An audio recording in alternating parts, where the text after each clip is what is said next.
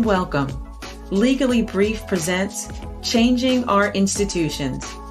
I'm your host, Judy Saunders.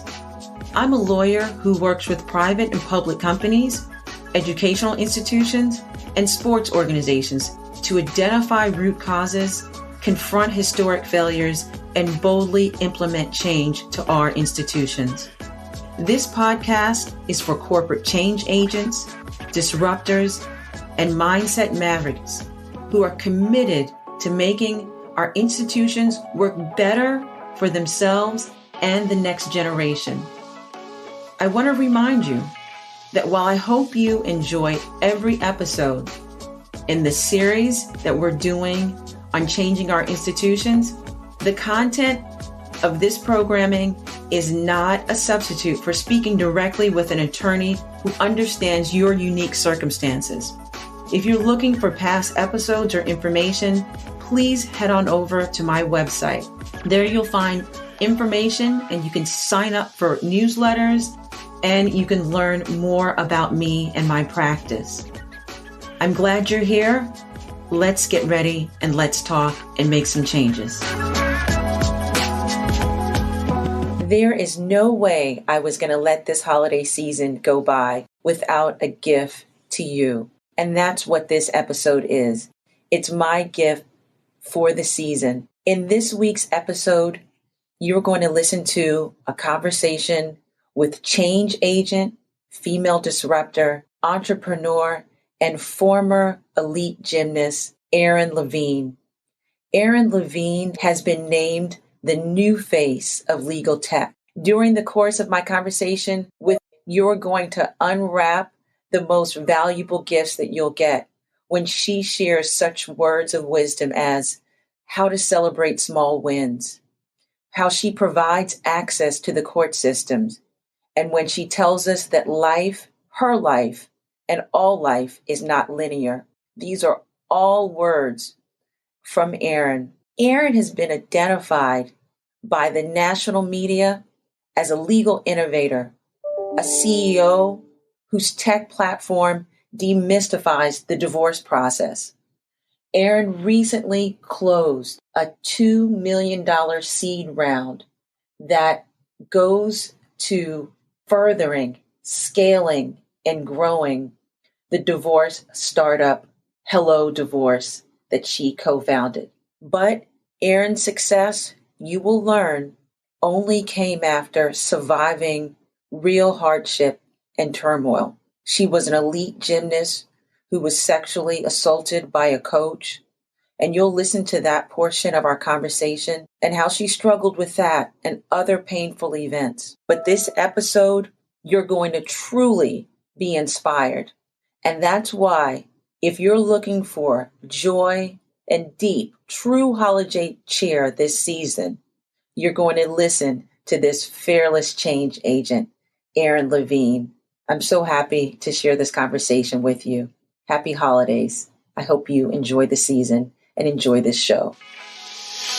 All right, Erin, I have hit record and we have started what I know will be an amazing conversation between myself and Erin Levine, and we're going to jump right in. Erin, I was just saying to you that I find that when I know that I'm going to have a guest on that I connect with on so many different levels, that when we spend too much time pre-talking before we hit record, we miss all the good stuff. So I have hit record and we're just going to start talking because I really want my listeners to know what it means when I say on this show that I want to highlight change agents, disruptors, and people that I feel like I've coined this phrase. I don't know. If I haven't, I'm taking it.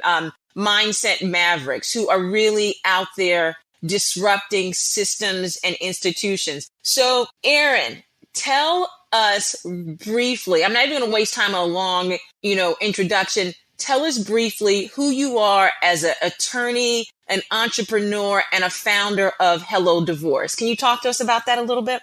Absolutely. Thanks so much for having me. I always love chatting with you, but it's especially exciting now that we get to record it and have it here for your listeners. I live in the Bay Area, the San Francisco Bay Area, in an island called Alameda, which is just between Oakland and San Francisco. I have two amazing daughters who are almost 7 and 10. They have birthdays coming up. And I am also a lawyer. I became a lawyer in 2005. Wow, 2005. And then in 2009, I launched my own law firm, Levine Family Law Group, and we practice family law. And I loved practicing law, but ultimately, I didn't feel like I really was following my passion and my life's work. And so later in 2018, I launched a company called hellodivorce. And that is where my heart and soul is now. And I'm sure we'll talk a little bit about it in this podcast. Excellent. When I was thinking about who I wanted to feature in this month of December, and Erin, I was mentioning to you also before that when I started this podcast, one of the goals and the objective was to highlight the abuses that are happening in organized sports, especially for athletes and competitive youth athletes that are going through the sports system, the sports industry, and they're getting to these competitive levels, these elite levels. And I started the show to highlight these abuses that were coming up in my practice and what I do in representing competitive youth athletes. And as this show has progressed, as it's grown, I've shifted the spotlight a little bit and started to focus on not just the athletes, but the industries, the systems, and the processes. So we know what you do a little bit as an attorney and as a founder of hellodivorce, and we're definitely going to come back to that.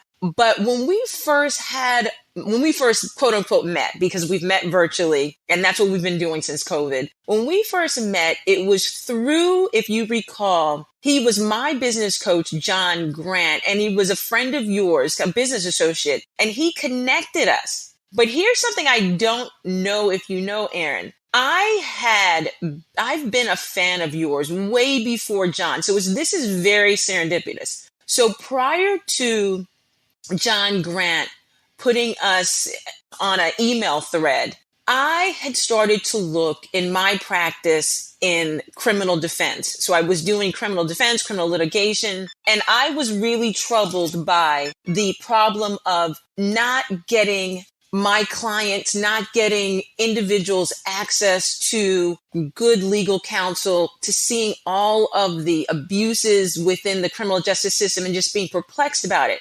I started to really do a deep dive in how can I make the criminal justice system, how can I make access to poor people, African Americans, how can I get that through? How can I disrupt this system? And that's, Erin, that's really how I found you. I started to think about a more online model, a more agile model, and I came across hellodivorce. And after I must have spent maybe 2 or 3 days just reading through your site and learning about you and following you. And I don't know if I told you this, I actually saved your site onto my home screen because it was such a brilliant model. So I say all that to say that I admire how you've provided this access through hellodivorce, through the divorce and family law process. But before we're going to come back to that, when I talk about us first meeting, that conversation, Erin, you revealed something also that we connected on, and that is your journey, your participation as an elite athlete, which is something that, I do also in my legal representation. Can you tell us about that part of your life as an elite athlete? Absolutely. And it's, we, in the same way that you and I share the vision of increasing access to justice and shaping the legal experience for the greater good, all of that inspiration, all of that passion I have actually stems back to my experience as an elite gymnast.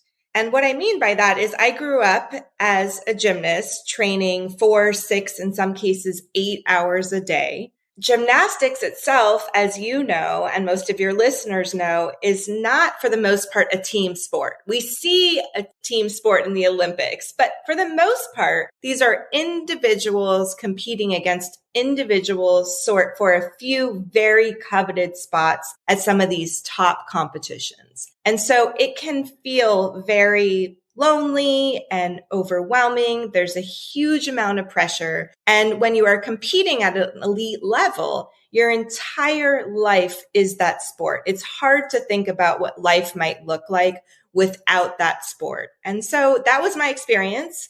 I was a gymnast. It was my entire life. And unfortunately, I also had a very, very abusive gymnastics coach. Now, this is a story that we hear a lot lately. But as you know, it's also a story that occurred and has occurred for generations, and a spotlight was put on it even 10, 20, 30 years ago. So it's unfortunate that it's still happening, but it happened to me. I ultimately broke free and went away to college. And during my first quarter, I realized at that point kind of what had happened.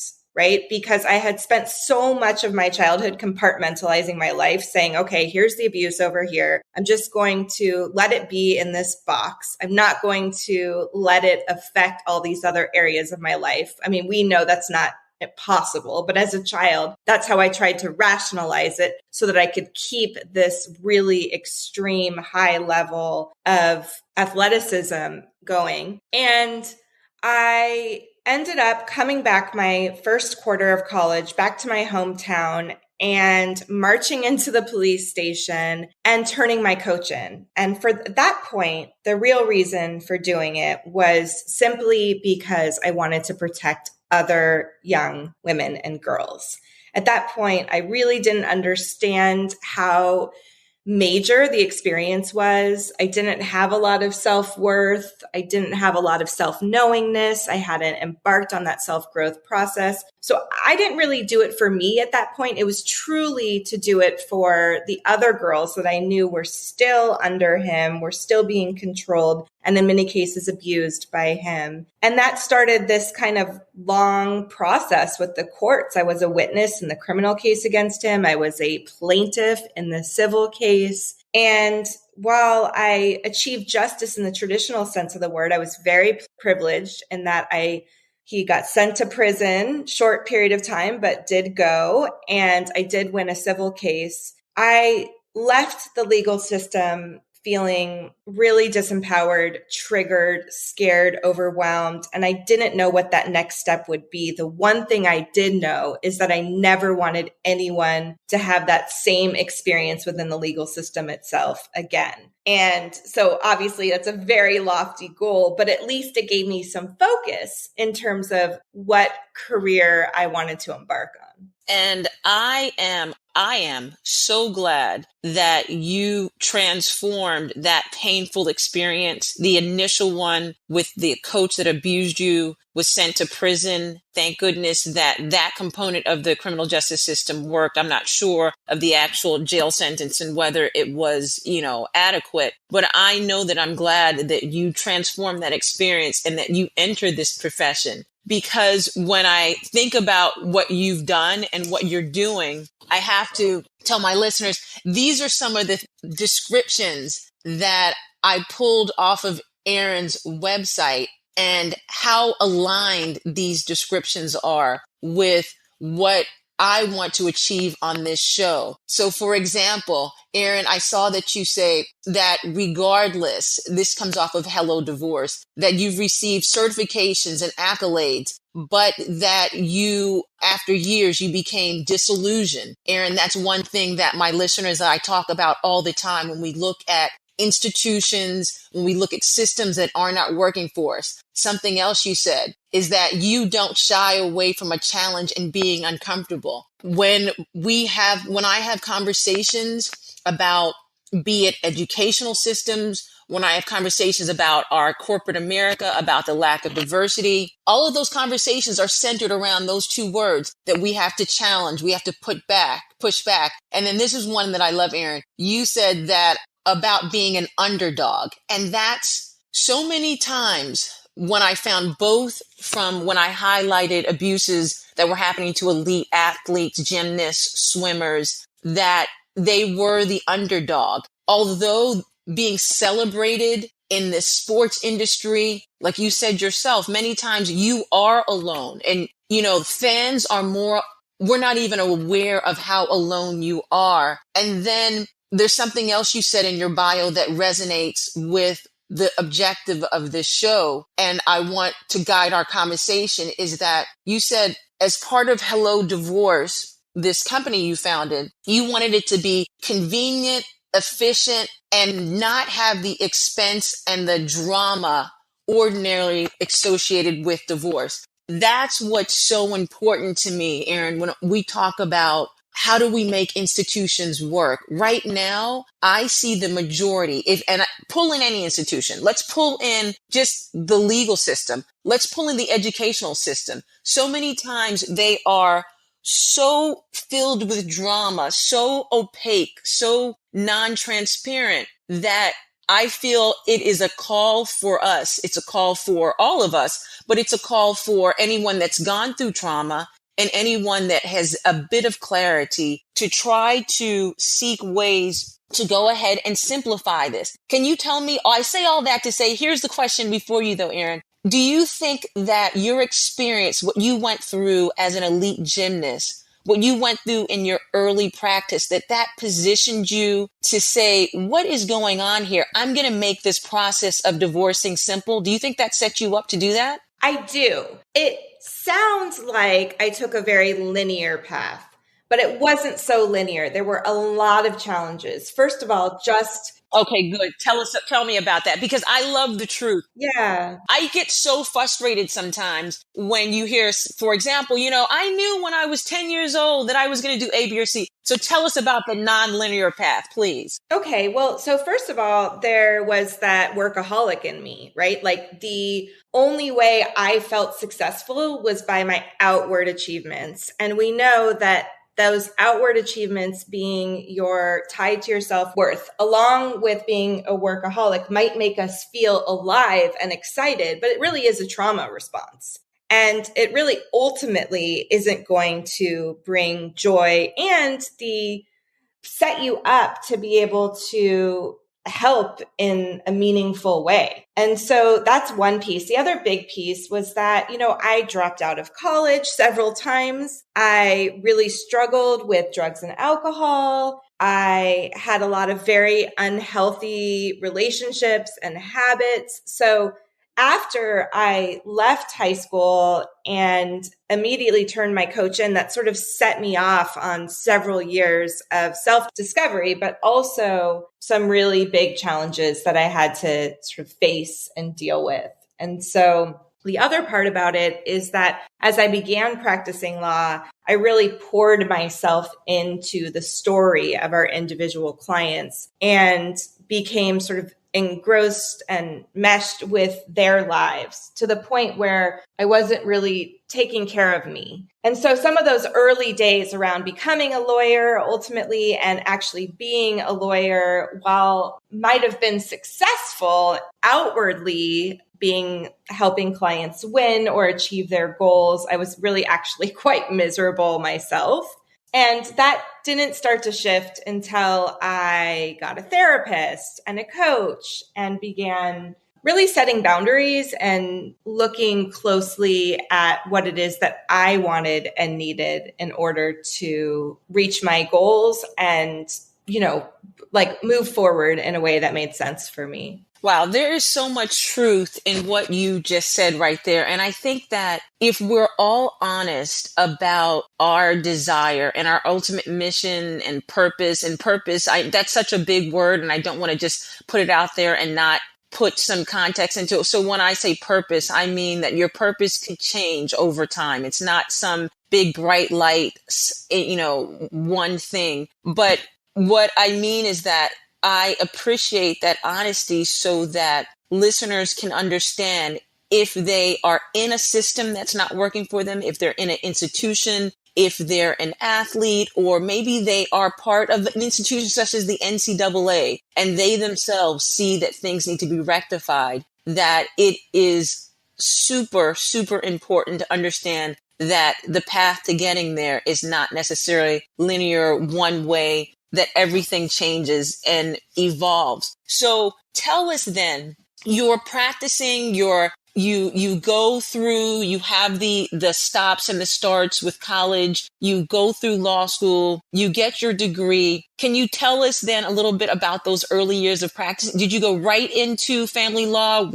Were you with a firm first? Talk to me a little bit about that. I did. I kind of fell into family law because I had focused most of my law school career on the public interest sector and expected that I would get hired right out of law school into a public interest job. And that didn't happen. I was not from a fancy law school and I didn't have top grades. And those positions actually were quite competitive. And so I didn't get a job with legal aid or with another public interest institution, which actually turned out to be the best thing ever, because what I really needed was practical experience. I really needed to understand how the system works and how to lawyer before I could even sit back and help to figure out what's wrong and how do I fix it.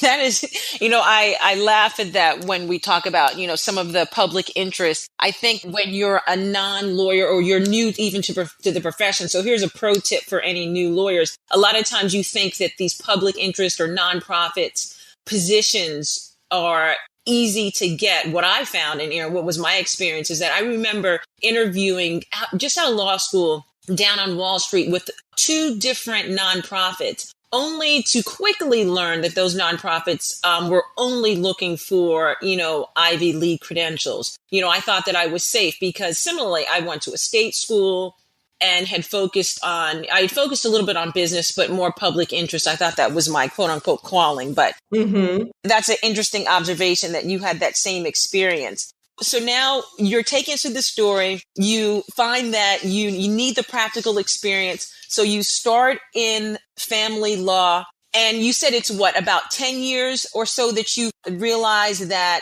this is not the way you want to practice. What was it about the way family law or the divorce process that made you kind of hone in? And were you starting to see patterns, frustrations in your clients? Were you yourself frustrated in how, that model or how the practice among attorneys or the bench? Yes, absolutely. So those early years were really focused on me becoming a lawyer. I ultimately became a certified family law specialist. I litigated hundreds and hundreds of cases and had a very great top track record. But ultimately, I looked back, and every time one of my clients won, it meant that the other spouse lost. And it also meant that there was more conflict and tension and resentment and anger within that marital relationship, which had to really cause problems with co-parenting and, with these reorganizing families. We want to set them up to be in the best possible position they can. And instead, we were driving them apart farther than they had ever been. And so I started to feel like this complicit participant in a system that routes people through war. I started to do some research and found that the average cost of divorce in this country ranges from $15,000 to $20,000 per person, which means that most people, in 80% of cases, there's at least one person who is self-represented. So they are now navigating the most emotional, financially and legally complex time of their lives largely alone. So we were failing them as a system. And I was seeing that laws and procedure were so localized and were getting more and more complicated, even as consumers started to push back and say, hey, I need some transparency. I need to be able to predict the cost. I need some help dissolving this financial contract in a way that makes sense for both of us. And then at the same time, I also saw how retriggering and traumatizing the legal process is and was for so many people, because we as lawyers tend to view law in a vacuum, right? because we are so busy and and the law is so complicated and we want to advocate for our clients' best results. So we're super hyper focused on the law, but there's so many other things happening for a client while they are navigating a legal challenge. And I felt that as a lawyer in a law firm, I really didn't have the opportunity to start exploring the other ways that we might be able to help people in that divorce ecosystem, whether it be credit repair or financial literacy or co-parenting counseling, trying to find the right insurance plan. There are so many things that come up, and we just aren't able to address those through a traditional billable hour, lawyer up and fight type status quo. Okay, so now you're on to something, Erin, because you are describing for me that tension, that juxtaposition that we get into. When I say we, I'm including you and me in the world where we see the problem, a change agent, a disruptor. You see the problem, you sit down, you've been frustrated, you have that nagging feeling. You said you sat down, you did some research. I'm sure it took, several days or months. And then you have a decision. You can either say, you know what? Look, this is too big. The legal system has been going on for centuries before me, and it's going to go on centuries after me. So you got a decision. Either I can continue to go with the current, or like you did, you turned around, you stood up, and you started to push against the current. What made you push against the current when you have so many other things? You said you have kids. You said that you had your own business. We have so many other reasons to not push back against the current as disruptors. What made you stand up and push against the wind, stand up and do that?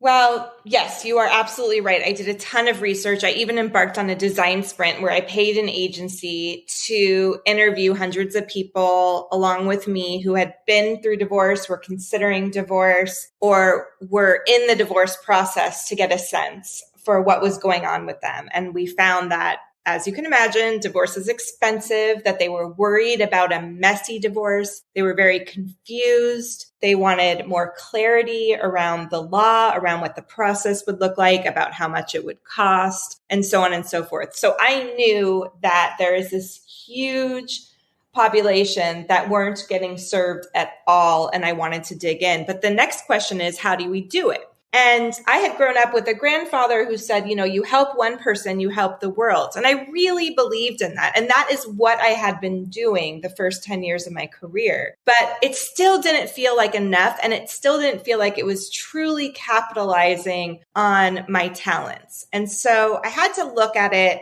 in a couple different angles. One idea was to start working on changing the system itself. And I looked around, and there were a lot of people far smarter, far more engaged, with far more experience than me who were working on that plight. And while I love and respect them, I saw how much adversity they go through, how many problems, how challenging it is to do that. It just wasn't me. I want to work with people directly as opposed to looking at something like overall from the system. I've sort of navigated into those waters too. But what I really wanted to do is let me see what I can do to help people opt out of the system altogether. And if that's not possible, then what tools and information can we provide people so that they can move through that system as,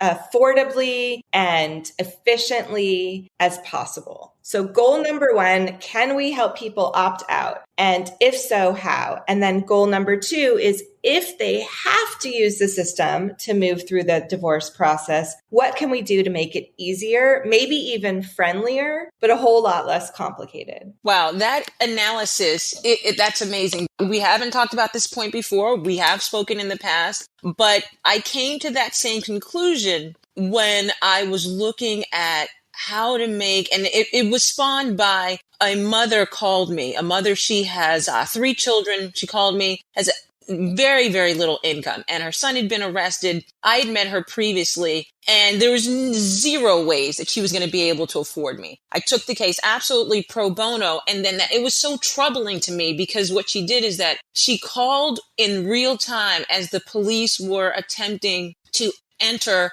her government housing home there in New York City. And the only reason why these officers stopped is because she put me on speakerphone, and I absolutely said, by no means, I'm an attorney, I'm representing her. Are you to enter this home? And I started to spout off everything I can remember as far as, Fourth Amendment search or seizure. And they turned around and left. And that said to me, the first 24 hours, if you can have representation regardless, and I'm speaking in any civil or criminal, but especially criminal, if you have that representation latch on in the first 24 hours, what an amazing difference. There is no way they would have ever anticipated that this woman, one, would have known an attorney to call at that time of the night, and two, that one would have picked up the phone, identified themselves, and had a cogent and, absolutely, competent conversation about Fourth Amendment and what would happen if they violated her rights. So that got me to thinking, and what you're saying is that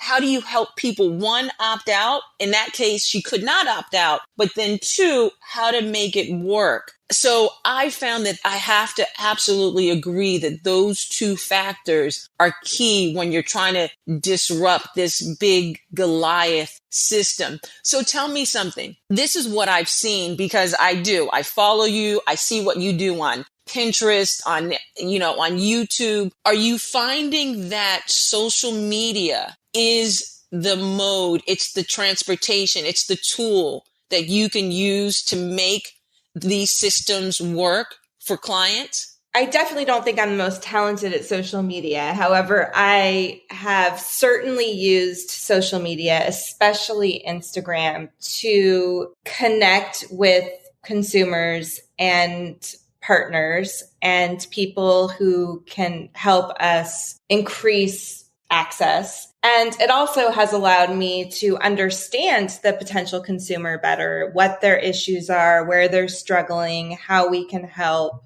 that kind of thing.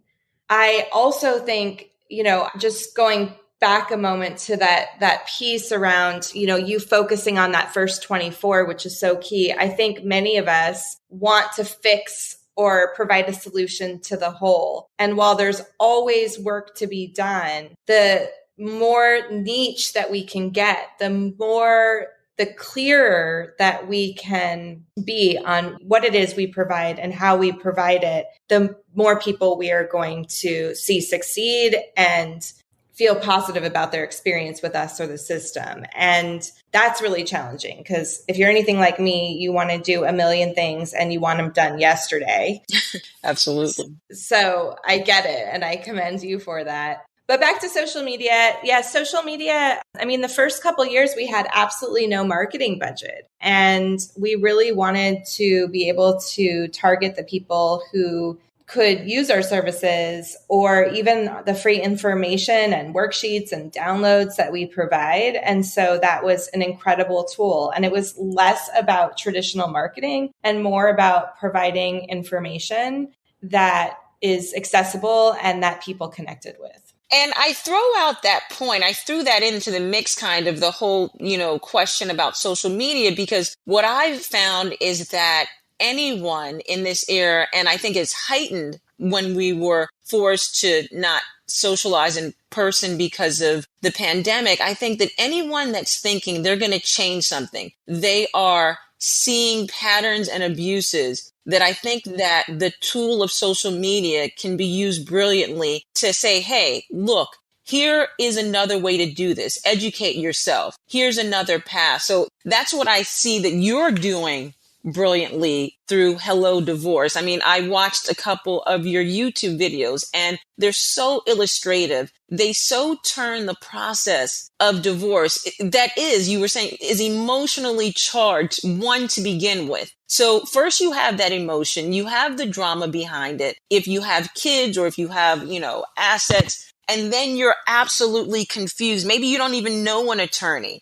And when you think about divorce, it's dark, it's lonely. There's so many expectations, so many disappointments. And then a person happens upon Hello Divorce. The site is cheerful. The colors, and I want you to tell us, the colors feel intentional. The animated figures that you have on there, it really just said to me, when I land on that site, it says, okay, this can be done. And we're going to show you how. Was it intentional how you picked that out and how you thought about disrupting this traditional dark system that doesn't provide a lot of information? Very intentional. So again, it's looking far outside the law. What happened or what has not happened within our culture to influence the system and how we do divorce in this country. And I looked around and saw that for most life events, having a baby, getting married, even a death, right? We have funerals, we come together as a community. And yet with divorce,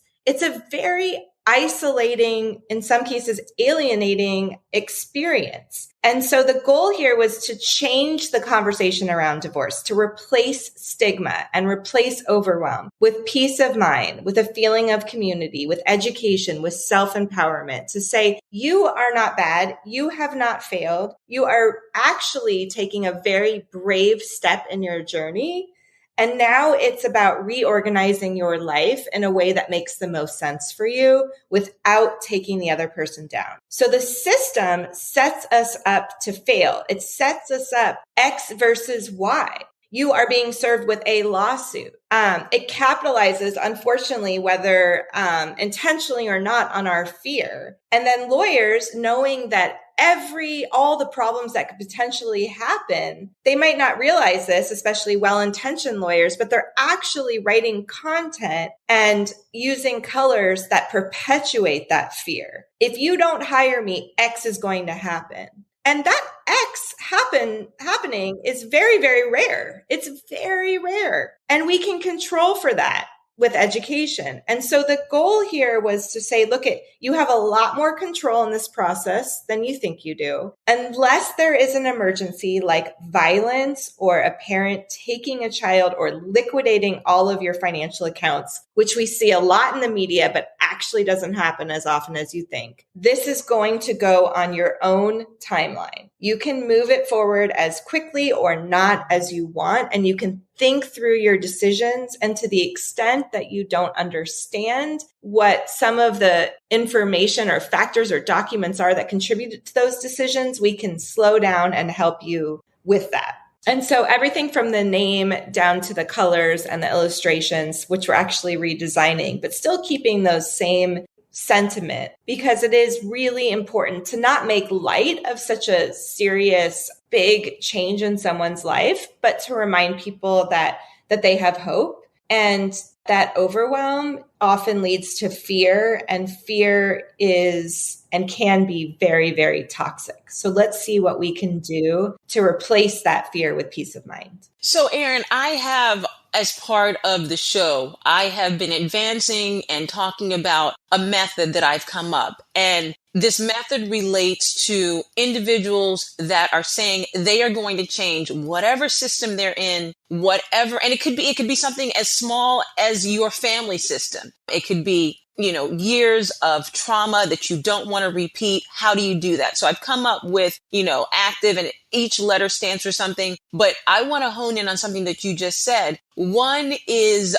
inactive is, being that victim, changing from the mindset, because so many times it is the system that tells you you're the victim, makes you the victim. And then, like you were saying, capitalizes on that with the fear, and then the biggie with the shame. It blames you, it shames you, and you live for so long under that cloud of shame that you don't even realize for years, for decades, that, hey, wait a minute, this never had anything to do with me. This shame that I'm feeling, it was the way that the system, the process, the institution was set up. So I love that you were intentional on shifting, and even not only in the words that you wrote, the content, but even the colors. You thought about how you can take something so sad, so filled with shame. You're getting a divorce. You failed, and how you've turned that around. I love, love, love that you did that, because I want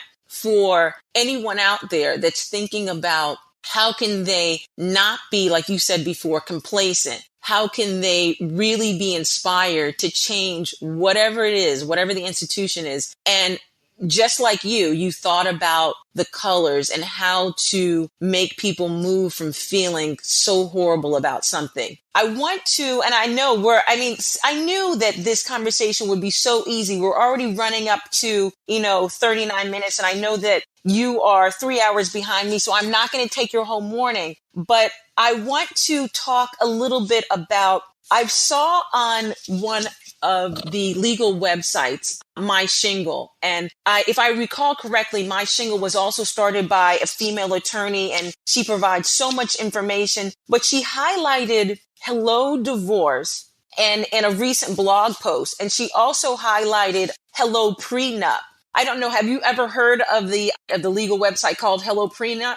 I have. I had not heard of it until I started to receive emails and phone calls after Hello Prenup was on Shark Tank. Okay.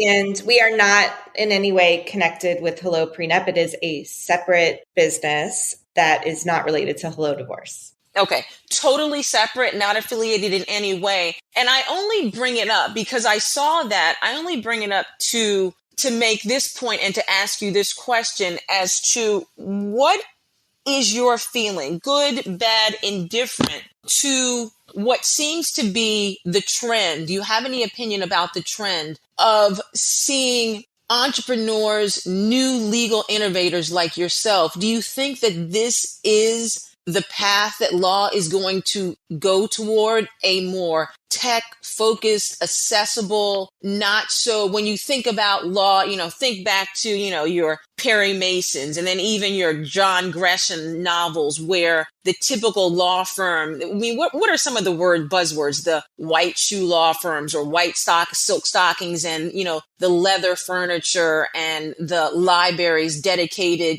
people sitting around, the lamps. Versus HelloFresh. It is, in my opinion, here's information. This is not a scary process. You can do this. We will help. Do you think that's where the law is going? And I'm crossing my fingers to hope that you say yes. I definitely think so. I think we are going to see more and more of a productization of legal. I think in the business to consumer space, especially, we lack a lot of innovation. And I love seeing new entrepreneurs, especially who are lawyers, because no one understands that consumer more than a lawyer, design and build technology that assists customers. We are still in very much of a difficult time in that most regulations, so most states do not allow law firms to offer ownership to non-lawyers, and they don't allow corporations like Hello Divorce to directly offer legal advice. So in our case, we partner with my law firm. That's how we're able to offer legal advice. But for the most part, corporations that have legal products or provide education or a service to consumers are not able to provide legal advice directly. So it makes legal innovation exceedingly challenging. And that's one area that I'm really, really working on. I just spoke to the state bar last week about our model and what we could do if there was a regulatory sandbox and how it would impact consumers and provide greater access to justice, give lawyers more of an opportunity to pursue their passions, make it easier for regulators to regulate, and then, of course, be so much better for consumers. Because the more we can bring technology together with services, the more we can bring down the cost, but still give lawyers the opportunity to earn a reasonable living. Last two questions, because this is a perfect segue. If you're going to disrupt a system that you believe is not working properly, maybe because the system was never even created for you, never contemplating you accessing it, you're going to face obstacles. So it sounds like, with the regulation of the law, the different rules that we have to follow, everything from advertising to solicitation, it can be obstacles. What would you say is one if you have one or even two obstacles that you found on your path to creating, launching, and building Hello Divorce. Any really big obstacles that kind of maybe even caused you to sit down and contemplate what's going on here? Yeah, I think it was, the challenge of law firms not being able to be owned by non-lawyers and not being able to attract talent with the promise of equity within a law firm was a huge obstacle. And ultimately, what I decided to do is take Hello Divorce completely out of the law firm and into its own corporation. But that itself has its own challenges as well. So one example is we have some of the most talented paralegals and lawyers in the country working for Hello Divorce, but they cannot use their unique knowledge of the law to advise consumers. That they can review paperwork for omissions and typos and factual inconsistencies, but Hello Divorce itself can't practice law or provide legal advice and legal help directly. I mean, that is very, very challenging. And we have found a workaround, but not without spending months and months and months doing research and consulting with ethics attorneys and ultimately finding a path that we feel is ethical and can work within the regulatory scheme. But there is always a solution. And now there's more and more companies like ours that have really started to put these new entities or these solutions in place. And so I encourage people, if they are working on a similar problem, to reach out to other people who are doing the same, because you might be surprised how open innovators are to sharing what they've learned and to working together. And that's exactly what a lot of us are doing right now. I love, love, love that, because that's also as part of the active method that I promote and talk about in shows is the community, the need to have community. If you're going to change something big, even something small, it could be something small within yourself, but if you're going to seek to highlight tears and breakdown in the system, you need a community of other individuals, and it saves time. You're not always reinventing the wheel. You told me about a huge obstacle that you're finding a solution for. When we spoke previously in the past, here's one thing that resonated with me. And I think it was just the stage that I was in my life. I was thinking about starting the podcast. I was transitioning. And you said to me, if I remember correctly, Erin, you were preparing for a conference. Maybe it was the Clio conference or something. And you said to me something so impactful. You said, Judy, you have to celebrate the small wins. And that seems obvious, but I have to say that I can relate when you say, tendencies to be a workaholic that may cover or have spoken to trauma. I tend to be a workaholic. And when you said to me, celebrate the small wins, it almost sounded like, what are you talking about? Who has time to celebrate when there's 10, 20 other things on my to-do list? Erin, tell us what's a small win that you've celebrated recently. Yeah. Oh gosh. that's so important to me. Those small wins really add up. And so one thing that I do with my team periodically, because anyone knows, building a startup or challenging the status quo is hard work. And it is thankless for a very long time until it's not, if you're lucky. And so one thing that we do regularly with the team, and they groan every time when I first start because they just want to get into the important stuff. But what I do is I sit back and I say, all right, let's talk about some of the successes that we've had over, this past week, this past month, this past quarter. For us, a few of the small wins, I would say, over the last quarter. One was the decision on who we would hire as a chief product officer. That was a very, very challenging decision to make. We did a ton of research, a lot of interviewing, and ultimately made the decision on who to hire. We also made the decision on where we would build out our next e-commerce solution. Doesn't seem like a big deal, but was really huge for us. We did a major analysis on different revenue models and made a decision on which direction we would go, which, by the way, was to stay exactly where we are in the moment. And then in July of 2021, we raised our first investment round. So a round of investment, we raised $2 million, which was incredibly exciting. Wow, that is awesome. That's great. That is so, Thank you. congratulations to that. That is so huge. That inspires me. It inspires me. And, what you just said, challenging the status quo, that really, I think that's where we can end on this. Is there anything else, though, that you can think if you're talking to listeners that need to be inspired to continue challenging the status quo in whatever their position that they're in? I love, though, that you remind us to celebrate the small wins, because, what I find in whether I'm working on an employment case or I'm getting ready to conduct internal investigation on behalf of a private or public corporation, you're doing these things and you do have the tendency to be discouraged, to be apathetic, so I love that you tell us to celebrate these wins. Anything along the lines of how to avoid apathy, how to avoid just giving up and saying, this is too big, I can't fight Goliath anymore, so to speak? Well, if it feels that way, then it might mean that you need to change your focus, right? Like your passion's still there. It's still going to be your calling. Your instinct is still telling you that this is the good fight, the fight that you need to be a part of.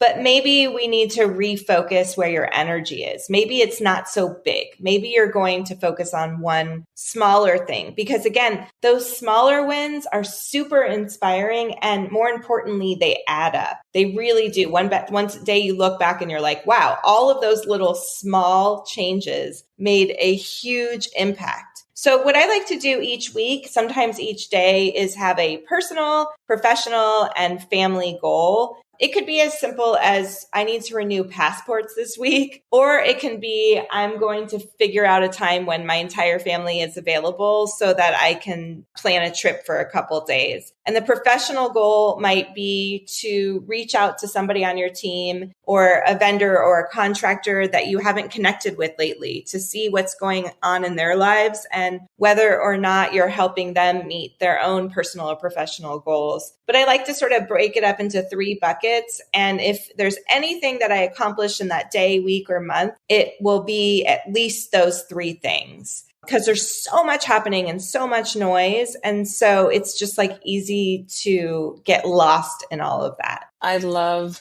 that. That's perfect. I'm going to remind my listeners about that. The buckets, the goals, the small wins. Erin, you exceeded. I knew that we would have a good conversation. Thank you. But I really believe that you will inspire other people, whether you're in the legal field, whether you're an attorney, whether you're starting out, even if we have a mom or dad or a caregiver listening to this and they want to change the way they're functioning within their own home. Also, I love that you've spoken to prior iterations of this show, from being an elite athlete, yourself a gymnast who stood out against abuse and healed from that and transformed it. And now, look, we have someone who has changed the way that we look at the entire institution of divorce and family law. So thank you for doing that, really. Thank you for being so brave and so bold. And thank you for spending this time with me and with my listeners. I really appreciate it. Listeners know where to go, Hello Divorce. Any other handles that are not as obvious? Are you Hello Divorce on Instagram and also Pinterest? Yep. And Twitter. And then you can also find me on LinkedIn, Erin Levine. But yes, and Erin, ERIN at hellodivorce.com. Excellent. And it's just an absolute pleasure. Thank you so much. You need to have your own show as well.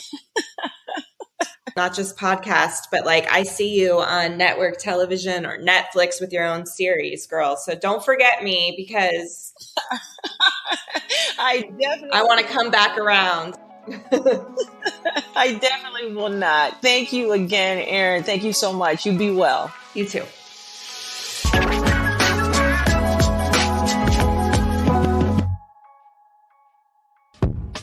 All information and content in this podcast is provided for entertainment purposes only. Nothing in this podcast shall constitute legal advice and shall not create an attorney-client relationship. This information is general and may not be applicable to your particular circumstances. You should review your particular circumstances with an attorney. All liability with respect to actions taken or not taken based on the contents of this podcast is hereby expressly disclaimed.